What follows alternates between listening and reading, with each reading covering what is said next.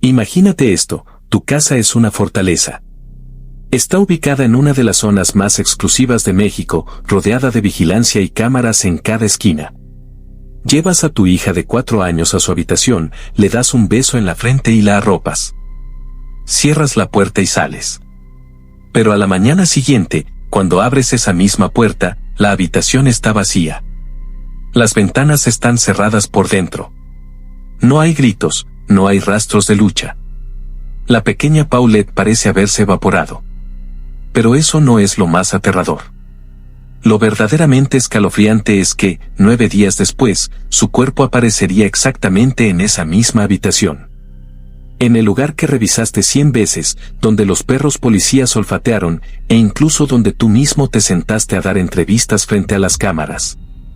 ¿Estuvo ella allí durante los 9 días? ¿O alguien la trajo de vuelta? Este es el inquietante misterio de la muerte de Paulette Guevara. 21 de marzo de 2010. Domingo por la noche. La familia Guevara Fara regresaba a casa después de un viaje de descanso. Por fuera, parecían la familia perfecta. El padre, Mauricio, un exitoso empresario; la madre, Lisette, una abogada inteligente y elegante. Tenían 2 hijas, y la menor era Paulette, de 4 años. Paulette no era una niña común. Debido a su nacimiento prematuro, tenía una discapacidad motriz y de lenguaje que la hacía vulnerable. Necesitaba amor y cuidados constantes. Esa noche, Lisette la acostó y le dio las buenas noches. Esas fueron las últimas imágenes de Paulette con vida. 22 de marzo, 8 de la mañana, Erika, la niñera, entra a la habitación para preparar a Paulette para la escuela. Pero la cama está vacía. Las sábanas están perfectamente tendidas, pero la niña no está. Al principio, Erika piensa que la niña se movió a otra habitación. Pero Paulette no podía caminar largas distancias por sí sola. Las niñeras registran toda la casa. Los padres despiertan. Comienza el caos. Aquí hay un detalle crucial: la seguridad de la casa era impenetrable. Era imposible que un extraño entrara sin ser visto. No había señales de cerraduras forzadas. Si alguien se llevó a Paulette, tenía que ser alguien que conociera la casa, las cámaras y la rutina de la familia a la perfección. Cuando la policía llegó, el lugar no parecía una escena del crimen. Decenas de personas entraban y salían, familiares, amigos, vecinos. Todos entraron en la habitación de Paulette, se sentaron en la cama, tocaron objetos. Las pruebas estaban siendo destruidas en esas primeras horas críticas. Alberto Basbás, el procurador a cargo, nota algo extraño desde el principio: las cámaras. Ninguna cámara dentro o fuera del edificio mostraba a alguien extraño entrando o saliendo con una niña. Los perros entrenados perdían el rastro de Paulette justo en la puerta de salida de la casa. Esto sugería que la niña no salió por su propio pie, o fue cargada, o nunca salió de esa casa. Lo que más llamó la atención de México fue la reacción de los padres. Normalmente, una madre desesperada estaría destrozada. Pero Lisette Farah se mostraba extrañamente fría. Al hablar ante las cámaras, su voz no temblaba. Mientras mostraba los juguetes favoritos de su hija, sus ojos no reflejaban dolor, sino una especie de cansancio inquietante. Mauricio, el padre, se volvió cada vez más distante. El frío entre ellos era evidente. No pasó mucho tiempo antes de que empezaran a culparse el uno al otro frente a las autoridades. Llegamos a una pregunta inevitable: si nadie de afuera entró, entonces el culpable está dentro. ¿Pero quién? ¿Fueron las niñeras? ¿O fueron los padres, quienes no pudieron, o no quisieron, proteger a su propia hija? En el próximo episodio, nos sumergiremos en los secretos de Lisette Farah. ¿Por qué se fue de viaje con una amiga apenas unos días después de la desaparición? Y lo más importante, hablaremos de la extraña calma que reinó la noche en que el cuerpo de Paulette finalmente apareció. En un caso de desaparición, las primeras 72 horas son vitales. El mundo espera ver a una madre desesperada, alguien que no duerme, que no come, que suplica de rodillas. Pero México vio algo muy distinto en Lisette Farah. Mientras los voluntarios buscaban en las barrancas y la policía revisaba alcantarillas, Lisette aparecía en televisión nacional con un maquillaje impecable y una calma que helaba la sangre. No había lágrimas. No había desesperación. Había, en cambio, una narrativa fría y calculada. ¿Era una madre en shock o una mujer siguiendo un guión? Una de las imágenes más perturbadoras de este caso ocurrió apenas unos días después de la desaparición. Lisette invitó a las cámaras de televisión a la habitación de Paulette. Se sentó justo encima de la cama de la niña. Con una tranquilidad pasmosa, comenzó a mostrar los peluches de su hija. Ella no puede valerse por sí misma, decía, mientras acomodaba las almohadas. Lo que nadie sabía en ese momento, o lo que nadie quería creer, es que, según la versión oficial posterior, el cuerpo de la pequeña estaba allí mismo, a centímetros de donde su madre hablaba con total naturalidad. ¿Cómo es posible que una madre no sintiera el olor? ¿Cómo es posible que no notara un bulto extraño en el colchón de su propia hija? Para muchos, esa entrevista no fue un grito de ayuda, sino una burla cruel hacia todo el país. Pero las dudas no terminaban en su falta de lágrimas. La investigación reveló que solo unos días antes de la desaparición, Lisette había realizado un viaje a Los Cabos con una amiga. Los rumores en la alta sociedad mexicana comenzaron a correr, se hablaba de una vida doble, de fiestas y de una relación distante con sus hijas. Cuando se le preguntó sobre esto, su respuesta fue defensiva. La opinión pública ya la había condenado. En las redes sociales de aquel entonces, el veredicto era unánime: Lisette Fara sabía exactamente dónde estaba su hija. La tensión dentro de la casa Guevara Fara era insoportable. La policía, sospechando de los padres, instaló micrófonos ocultos. En una de las grabaciones filtradas más famosas, se escucha a Lisette hablando con su hija mayor. «No digas nada, porque si no, nos van a echar la culpa de que nosotros la sacamos», le susurró. No le dijo: «No te preocupes, vamos a encontrar a tu hermana». Le dijo: «No hables». Estas palabras fueron la dinamita que destruyó la poca confianza que quedaba en ella. La madre ya no era una víctima, era la principal sospechosa de una conspiración familiar. Mientras Lisette acaparaba los titulares, Mauricio Guevara, el padre, comenzó a distanciarse. En un giro dramático, Mauricio declaró ante las autoridades: «Yo no puedo meter las manos al fuego por nadie». La pareja que una vez fue el símbolo del éxito, ahora se destruía frente a los fiscales. Mauricio sugería que Lisette sabía algo, Lisette sugería que Mauricio ocultaba la verdad. En medio de esta guerra de egos y mentiras, una niña de 4 años seguía sin aparecer. Pero el tiempo se estaba agotando, y el olor que empezaba a emanar de la habitación de Paulette pronto obligaría a las autoridades a tomar una decisión drástica. El 30 de marzo, la Procuraduría General de Justicia del Estado de México decidió que ya era suficiente.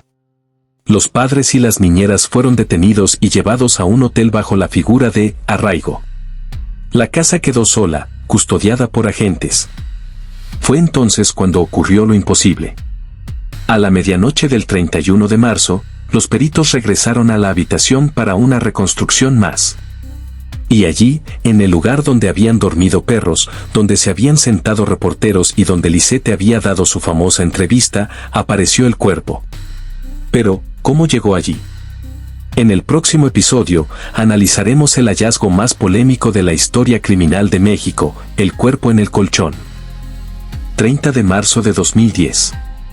Han pasado 9 días desde que el rostro de Paulette Guevara inundó las pantallas de todo México. La presión social es asfixiante. El departamento de Interlomas está bajo custodia policial y los padres, junto con las niñeras, han sido retenidos en un hotel. La casa, supuestamente, está vacía. Pero a las 2 de la mañana, las luces de la habitación de Paulette se encienden una vez más. Un grupo de peritos regresa para una nueva inspección. Lo que sucedió en los siguientes minutos cambiaría la historia criminal del país para siempre. Al entrar, un olor denso y metálico llena el aire. Los investigadores se acercan a la cama, esa misma cama que fue tendida y destendida docenas de veces en la última semana. Al retirar las sábanas y mover el colchón hacia los pies de la cama, descubren lo impensable: entre la estructura de madera y el colchón, envuelto en sábanas, aparece el cuerpo sin vida de la pequeña Paulette. La noticia corre como pólvora. El país está en shock. Pero junto con el hallazgo, surge una pregunta que nadie puede responder: ¿cómo es posible que estuviera allí todo este tiempo? Recordemos los hechos. En esos 9 días, perros entrenados de la policía entraron en esa habitación y no detectaron nada. Expertos en criminalística revisaron cada rincón y no vieron nada. Incluso, una periodista de una de las cadenas más grandes de televisión durmió en esa misma cama durante una estancia en la casa y aseguró que no sintió nada extraño, ni bultos, ni olores. Más extraño aún es el estado del cuerpo. Según los primeros reportes, Paulette murió por asfixia mecánica por obstrucción de fosas nasales.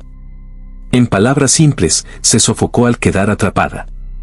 Sin embargo, las fotos filtradas mostraban algo inquietante. La niña estaba en una posición que parecía casi colocada, con el cuerpo extrañamente preservado para haber pasado 9 días en un ambiente sin refrigeración.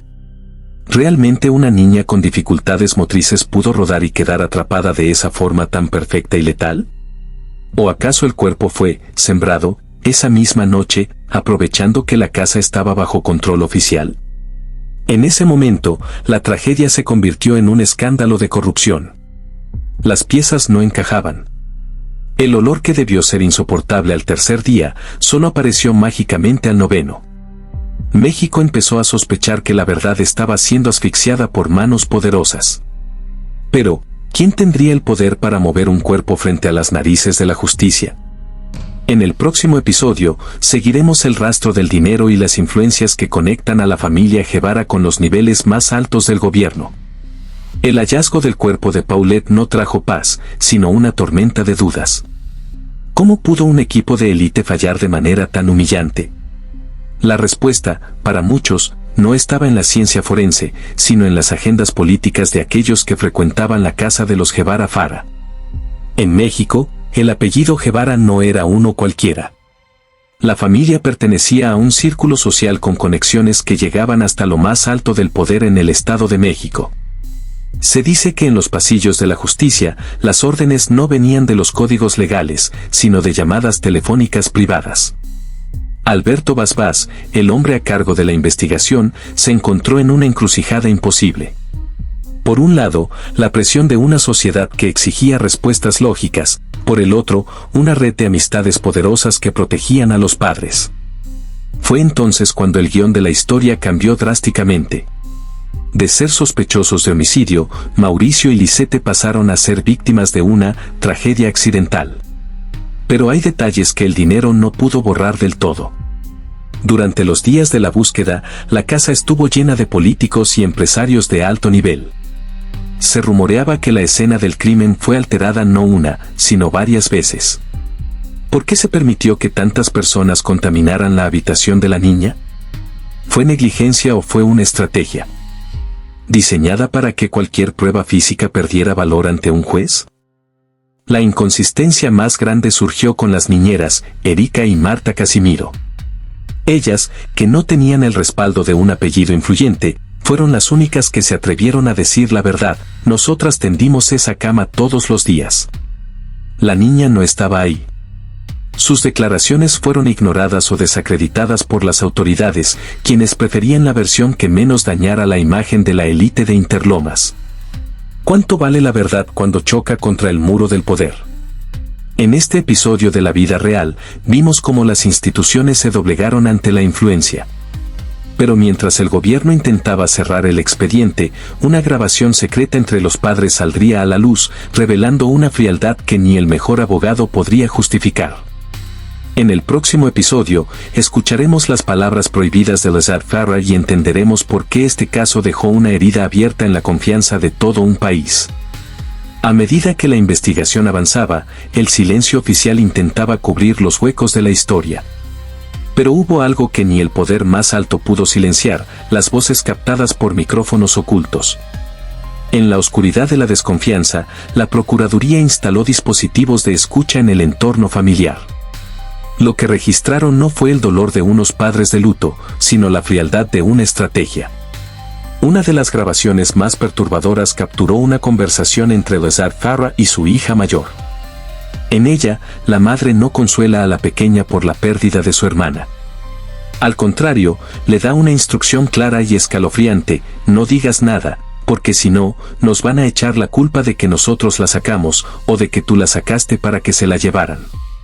¿Por qué una madre preocupada por la verdad le pediría a su hija que guardara silencio? ¿De qué culpa estaba hablando Lizette antes siquiera de que se encontrara el cuerpo? El análisis psicológico forense de Lizette Farah reveló una personalidad con rasgos de narcisismo y falta de empatía. Mientras México lloraba a Paulette, Lizette parecía más preocupada por su imagen pública y por quién se quedaría con la custodia de su otra hija. La desconexión emocional era tan evidente que incluso los investigadores más experimentados se sentían incómodos en su presencia. Por otro lado, Mauricio Guevara, el padre, comenzó a desmoronarse públicamente. En un enfrentamiento directo, llegó a decir que él sabía quién era el responsable, pero que necesitaba pruebas. Yo no puedo meter las manos al fuego por nadie, confesó ante las cámaras. Esta frase fue el golpe final para la imagen de la familia unida. El matrimonio no era más que un campo de batalla donde la víctima colateral era una niña que ya no tenía voz. Image showing a visual representation of sound waves or a transcript of the leaked audio. Lo que el público escuchó en esas grabaciones no fue un accidente trágico. Fue el sonido de un pacto que se estaba rompiendo. La frialdad de las palabras de Lizette y la ambigüedad de Mauricio sugerían que la verdad sobre lo que pasó en esa habitación nunca fue el objetivo principal de la familia. El objetivo era sobrevivir al escándalo, sin importar el precio. Pero, a pesar de las grabaciones, de las mentiras detectadas en el polígrafo y de las contradicciones evidentes, la justicia mexicana estaba a punto de dar un veredicto que dejaría al mundo entero con la boca abierta. En el último episodio, veremos cómo se cerró oficialmente el caso, dónde están los protagonistas hoy y por qué, a pesar de los años, el nombre de Paulette sigue gritando por justicia. Mayo de 2010. Apenas 2 meses después de la tragedia, la Procuraduría del Estado de México cerró el expediente. El veredicto final: accidente. Según las autoridades, Paulette Guevara Farah murió por sus propios medios al quedar atrapada en su cama. Sin culpables, sin detenciones, sin justicia. Alberto Vaz, el hombre que lideró la investigación, renunció a su cargo poco después, dejando tras de sí un rastro de dudas que el tiempo no ha podido borrar. Pero, ¿dónde están los protagonistas de este oscuro drama hoy? El matrimonio de Mauricio y Lizette se desintegró por completo. Iniciaron una batalla legal encarnizada por la custodia de su otra hija y por los bienes familiares. Lizette Farah intentó limpiar su imagen en varios programas de televisión, pero el estigma de «la madre fría» la persiguió a donde quiera que fuera. Mauricio, por su parte, desapareció casi por completo del ojo público, refugiándose en sus negocios y en el silencio. Las niñeras, Erika y Marta, las únicas que no tenían poder para defenderse, intentaron rehacer sus vidas, aunque siempre con el peso de haber sido las primeras señaladas por un sistema que buscaba chivos expiatorios. Hoy, la habitación donde ocurrió todo está en silencio. Pero para millones de mexicanos y personas en todo el mundo, el caso Paulette sigue siendo el símbolo máximo de la impunidad. Es el recordatorio de que, a veces, la verdad no es lo que dictan las pruebas, sino lo que conviene a quienes tienen el poder de escribir la historia oficial. ¿Fue realmente un accidente? ¿O fue el crimen perfecto, encubierto por las manos más poderosas del país? Las inconsistencias en el cuerpo, los perros que no ladraron y las grabaciones secretas sugieren que la verdadera historia de lo que pasó en esa habitación se enterró junto con la pequeña Paulette. Paulette Guevara Farah tendría hoy más de 20 años. Su vida fue breve, pero su muerte dejó una herida abierta en la conciencia de una nación. Mientras no existan respuestas lógicas a las preguntas que todos nos hacemos, su nombre seguirá siendo un susurro de justicia en medio de un silencio cómplice. Gracias por acompañarnos en este viaje a través de las sombras de uno de los casos más enigmáticos de la historia reciente. Si crees que la verdad aún está ahí fuera, déjanos tu opinión en los comentarios. ¿Accidente o conspiración? tú tienes la última palabra. Hasta el próximo caso. Si este relato te ha impactado y crees que la historia de Paulette no debe ser olvidada, por favor, dale un me gusta al video. Tu apoyo es fundamental para que sigamos investigando y trayendo a la luz estos casos que sacudieron al mundo. No olvides suscribirte al canal y activar la campana de notificaciones, así no te perderás ninguno de nuestros próximos expedientes criminales. Pero lo más importante es tu opinión. Queremos leerte. ¿Crees que la verdad salió a la luz o que estamos ante el encubrimiento más grande de la década? Deja tu comentario abajo, abramos el debate con respeto. Gracias por escucharnos. Hasta el próximo caso.